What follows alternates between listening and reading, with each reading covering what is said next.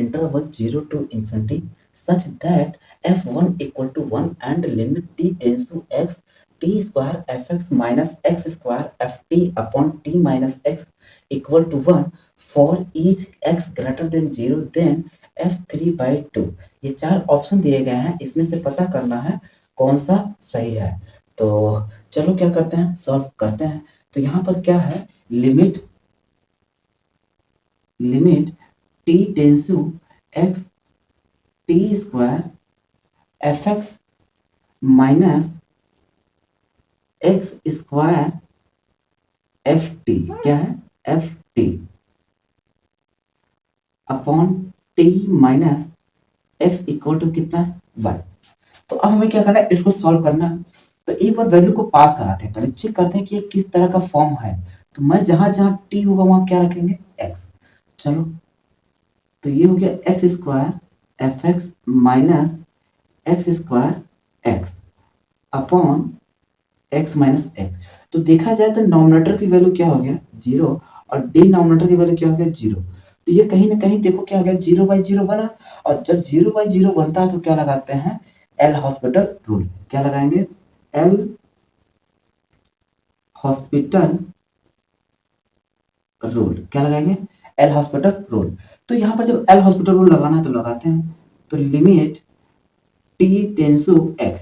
अब ध्यान देना, हमेशा ये जो डिफरेंशिएट कराएंगे, जो इस साइड होता है जो वैल्यू पास कराना होता है, जो वैल्यू तो क्या करते हैं उसी के रेस्पेक्ट में डिफरेंशिएट करते हैं। तो यहाँ पर ये वाली वैल्यू यहाँ पास कराऊंगा तो t की वैल्यू कितना x। तो यहाँ पर जो डिफरेंशिएट कराऊंगा t के रेस्पेक्ट में कराऊंगा, न कि x के रेस्पेक्ट में कराऊंगा। ये ध्यान देना, कंफ्यूजन ना हो पाए, ठीक। तो यहाँ पर हो जाएगा क्या 2t fx और इसका क्या हो जाएगा minus X square F dash T upon T का डिफरेंशिएशन क्या हो जाएगा 1 और x की वैल्यू क्या हो जाएगा, आज इसको समझना है क्या कांस्टेंट, मतलब इसको x को क्या मानना है कांस्टेंट नंबर। अब इसकी वैल्यू कितना क्या भैया 1। अब हम क्या करते हैं वैल्यू को पास कराओ।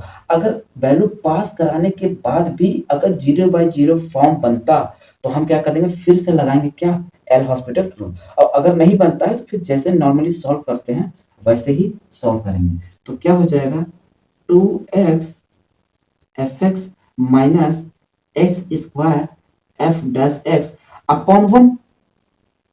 अब ये तो वैल्यू 0 तो होने वाला नहीं है, तो मैं क्या करता हूँ इसको हटा देता हूँ, ठीक। इतनी बातें समझ में आ गया सर, बात तो समझ में आ गया सर, बात तो सही है। तो देखो हम क्या करते हैं इसको उधर भेज देते हैं, ध्यान दें इसको उधर और इसको इधर ला देते हैं, ठीक। या फिर चलो कोई नहीं, ठीक है। क्या करते हैं इसको पहले लिख देते हैं। तो minus X square F dash x plus 2x F x equal to कितना हो गया 1। माइनस जैसे हम कॉमन ले लेना, ठीक। तो ये क्या हो जाएगा माइनस, ध्यान देना माइनस को हमने क्या ले लिया माइनस, और इसी माइनस को क्या कर दिया इधर भेज दिया। तो अब ये ब्रैकेट भी खत्म हो गया। तो अब ये वैल्यू कितना हो जाएगा भैया इक्वल टू -1। इतनी बात समझ आ गया सर, बात तो सही है। चलो मैं इसी को एक लाइन यहां से क्या करता हूँ एक्स स्क्वायर बाहर ले लो, तो f dash x minus 2 by x square, अब क्या हो जाएगा f dash x equal to कितना हो जाएगा -1। इधर क्या है मल्टीप्लाई, इधर भेज देंगे क्या हो जाएगा डिवाइड। तो यहां से मैंने हटाया और इधर कर दिया क्या एक्स स्क्वायर। इतनी बातें समझ आ गई। चलो मैं यहाँ पे लिख दे रहा हूँ क्या f dash x minus 2x upon x square F dash sorry f x equal to -1/x square. एक x से एक x गया, f dash x plus -2/x f x equal to -x square. इतना हो जाएगा, ठीक। चलो मैं मान लेता हूं कि एफ एक्स इक्वल टू क्या y, इसको डिफ्रेंशिएट कर दो तो dy/dx इक्वल टू क्या हो जाएगा एफ डैश एक्स। ऐसे में तो समझ नहीं आ रहा है, अब देखो थोड़ा सा हम इसको बना दिए, ठीक। तो एफ डैश एक्स की जगह पर कितना है dy/dx। ध्यान देना जहां जहां मुझे लगेगा कि तुम्हें दिक्कत हो रहा है तुम्हें, मैं उसको एकदम तोड़ के बताऊंगा ताकि समझने में तुम्हें कोई दिक्कत नहीं है। मुझे एक लाइन थोड़ा ज्यादा ही लिखना पड़ेगा ना, कोई दिक्कत नहीं, लेकिन इतना मुझे भरोसा है कि जब एक बार तुम समझ लेना भैया, इसी को मैंने जो इतने स्टेप में कर रहा हूँ इसी को तुम एकदम शॉर्टकट तरीके से करना ताकि दिल खुश हो जाए। इतना हो गया। अब एफ एक्स को क्या माना हो, वाई। इतनी बात समझ में आ गया, 1/x²। तो क्या ये हमारा लीनियर डिफरेंशियल इक्वेशन बन गया? जी सर, बात तो सही है, बन तो गया। तो dy/dx plus py equal to q। अब जैसे हम कंपैरिजन कराएंगे तो क्या मैं यहाँ से p की वैल्यू निकाल लूँ, तो p की वैल्यू 2/x हो जाएगा। तो यहाँ से हम क्या करते हैं, if की वैल्यू निकाल लेते हैं, e के पावर -2/x dx क्या हो जाएगा, dx।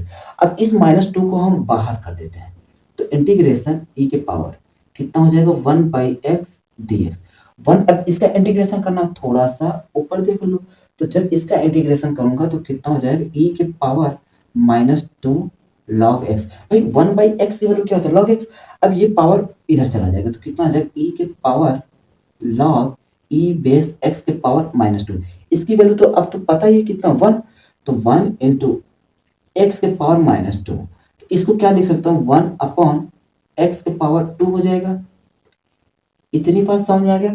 अब ये वाली जो वैल्यू आया वो किसका है, इंटीग्रेटेड फैक्टर की वैल्यू आ गया। चलो, इतना मेहनत करने के बाद मुझे आई एफ की वैल्यू मिल गया। अब आगे देखो, तो मैं इसको क्या कर दे रहा हूँ, हटा दे रहा हूँ।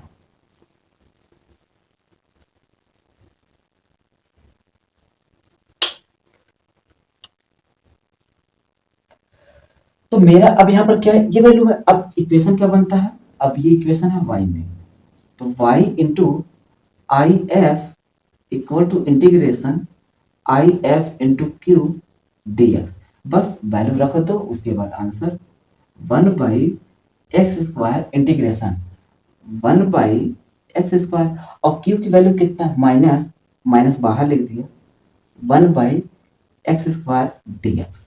चलो भैया इसका इंटीग्रेशन कर दो, y² माइनस इंटीग्रेशन 1/x के पावर 4 dx।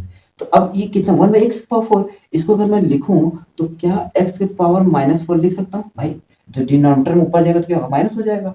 अब इसका इंटीग्रेशन तो बच्चा बच्चा जानता है क्या होता है, तो इसका इंटीग्रेशन हो जाएगा -x के पावर -3 -3 माइनस माइनस प्लस, और एक आ जाएगा आर्बिट्री कांस्टेंट c। तो देखो यहाँ पर क्या है, y/x², इसको डिनोमिनेटर में भेज दो, तो 1/3 x के पावर 3 प्लस c। अब मुझे वैल्यू पास कितना कराना है, कितना 1, क्योंकि भैया देखो हमने मान रखा ही है, ठीक। तो अगर मैं यहाँ पर वैल्यू कितना पास कराऊंगा, 1, तो y की वैल्यू कितना हो जाएगा, 1 1/1/3 इंटू 1, 1 का क्यूब तो 1 ही होगा, प्लस c। तो ये हो गया क्या, 1 इक्वल टू 1/3 प्लस c। इधर प्लस है, इधर भेज देंगे क्या होगा, माइनस 1/3 इक्वल टू c। तो यहाँ से थोड़ा इधर देखो, तो c की वैल्यू कितना हो जाएगा, 3 - 1 2/3। यही वाली वैल्यू उठा के यहाँ रख देना है, कहाँ, यहाँ। यहाँ जैसे ही हम रखेंगे तो बस उसके बाद सीधा आंसर के पास पहुंच गए। तो देखो बहुत टफ नहीं है, बहुत आसान है, बस ठीक चीजें बस समझ में आ जानी चाहिए। बस समझ में आ गया तो फिर क्वेश्चन बल्ले बल्ले, ठीक। तो अब कितना आ गया, ये वाली वैल्यू उठा के यहाँ रखेंगे, तो y/x² इक्वल टू 1/3 x³। देखो यही है, और c की वैल्यू कितना आ गया, 2/3 2/3। अब देखो यहाँ मल्टीप्लाई सॉरी डिवाइड है, इधर भेज देंगे तो क्या हो जाएगा, मल्टीप्लाई। तो x² 1/3 x³ 2/3, तो मल्टीप्लाई कर दूंगा तो इससे कट जाएगा तो कितना आ जाएगा, 1/3x 2/3 x², यही आएगा y। और हमने y इक्वल टू पहले ही मान रखा है क्या, fx। क्या मान रखा है, fx। तो क्या मैं यहाँ रख दूं, तो ये हमारा क्या हो जाएगा, fx इक्वल टू, यहाँ से देखो 1/3 मैंने कॉमन ले रहा हूँ, ठीक। तो क्या आ गया, 1/x 2x²। इतनी बात समझ में आ गया। देखो 1/3 कॉमन को बाहर ले लिया। अब वैल्यू पास कितना कराना, 3/2।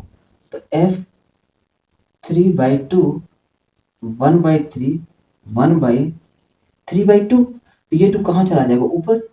तो कितना आ जाएगा, 2/3 प्लस 2 इंटू 3/2 का स्क्वायर करूंगा तो कितना हो जाएगा, 9/4। बस यार अब इसको सॉल्व कर दो, तो कितना आ जाएगा, 1/3 2/3 और 2 से ये गया तो 9/2, तो कितना आ जाएगा, 1/3 2 2 जा 4 27/6, और ये कितना हो जाएगा 31/80।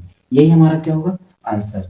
तो ये हमारा तो होगा नहीं, ये तो 23 है, ये भी नहीं होगा, 25 ये भी नहीं होगा, ये है। तो कौन सा ऑप्शन सही होगा? डी। ठीक, देखो क्वेश्चन आसान नहीं था, लेकिन इतना आसान से बताओ ताकि क्वेश्चन समझने में दिक्कत होगा। ठीक, जहां मुझे लगा कि हाँ यहाँ नहीं समझ पाओगे, मैंने एक लाइन और थोड़ा बढ़ा दिया, ठीक, ताकि समझने में कोई दिक्कत नहीं हो। बस हाँ, इस एक ही चीज उम्मीद रखता हूँ कि अगर ये चीज समझ गए हो, इसी को और शॉर्टकट में लगा देना, ठीक। या फिर मैं जब दोबारा इसको क्वेश्चन कराऊंगा ना, तो फिर उसके बाद जो इतना लेंथी बताऊंगा ना, उसको और शॉर्ट में बताऊंगा, मतलब 4 से 5-6 लाइन में उड़ाना सिखा दूंगा, ठीक, वो भी तरीका बता दूंगा। चलो अगला क्वेश्चन देखते हैं।